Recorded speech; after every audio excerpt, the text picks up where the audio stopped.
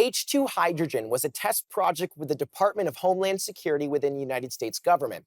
The truck drove a record of 1,806 miles without having to refuel and has the ability to provide 25 kilowatts of export power to support emergency response operations for up to 72 hours without refueling. It's absolutely incredible. Now, on the flip side, electric cars can drive up to 600 miles with next-gen batteries. Now, while it's not as much, the infrastructure for EVs in Western society seems nearly great. And it's something we'll chat a little bit more about. I mean, of course, if you don't live in Nunavut.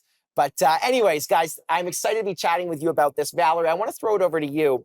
What's your biggest argument for why electric cars are the car of the future? I mean, obviously, green energy and going towards a more green society is the way that we have to head. But why not a balance of hybrid cars or hydrogen cars? Why electric? Well, electric, it's cheaper. They really, as you said, have plenty far to go. They get people where they need to go, and they're fun to drive. So people will actually like driving these cars.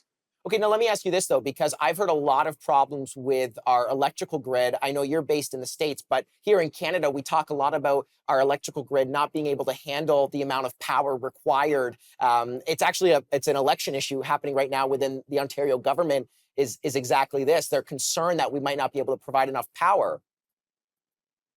It's not that much power that we need for electric vehicles. When you add in the electric vehicles and the data centers, yeah, it can get big. It can also be a problem if you're trying to power, all of the buses at one particular bus stop. It's a real draw. And then, of course, if you're trying to make hydrogen, that uses a lot of power. Right. I mean, that's fair. Hydrogen does. Harry, what do you have to say on that? Yeah, I mean, I think part of the reason, part of the issue that they're facing is the timing as well. We all want to use renewable electricity, right? The sun is up during the day and down at night. Everyone plugs their cars in at the end of the day. So this is part of the issue that a lot of these power producers are facing, is that the peak production versus the peak consumption are opposite, right? Middle of the day, everyone's at Are you work. saying this affects electric cars or this affects hydrogen cars? I'm saying this affects the grid, right? A lot of the comments that Valerie made was absolutely right in terms of the grid and its appetite to grow and expand. And I think it's going to be a big job as we move forward, but they only have so much room to go, right? When it comes to hydrogen, where hydrogen can play a role in this is as we add more renewable load to the grid, you can actually use that off-peak time to produce hydrogen and then use it to maybe for mobility applications, maybe for chemical applications. Now, Chris, are electric cars expensive? Like when you're talking to consumers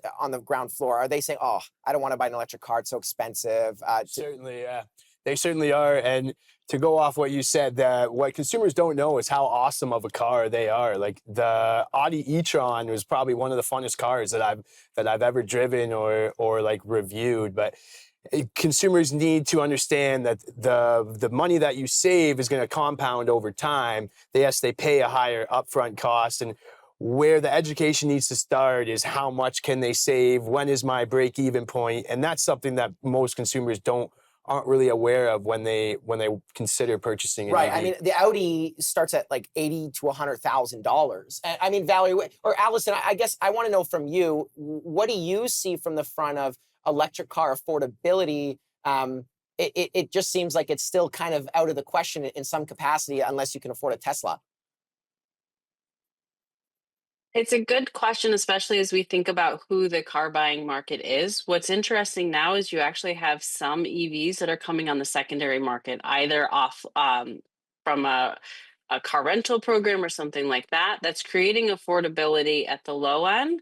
And yes, Audis are expensive. There are other makers that have less expensive vehicles that are coming in almost at par with new vehicles. We're at a funny time where new vehicles, even ICE, are very expensive.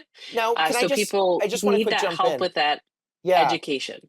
Like when we look at gasoline-powered cars, 1886 was when the first gasoline-powered car was created. And then by like 1925 is when they considered it affordable. So if we were to take that ideology with electric cars, why couldn't we take that with hydrogen, Valerie? So hydrogen cars could be cheaper eventually, but you've got both the hydrogen cars and then you've got to make the hydrogen, which is also these days, especially with electrolysis, not so cheap. So we could hydrogen. I agree with Harry, who said let's use hydrogen for everything that's currently using diesel. I Right. do want to ask him, he said trucks, that's good, and the ships, I that's got to good. cut you off here, Valerie. We're gonna jump into our next segment here, but I'll let you finish your thought near the end. We'll be right back. Stay tuned. I'ma rule the world, yeah.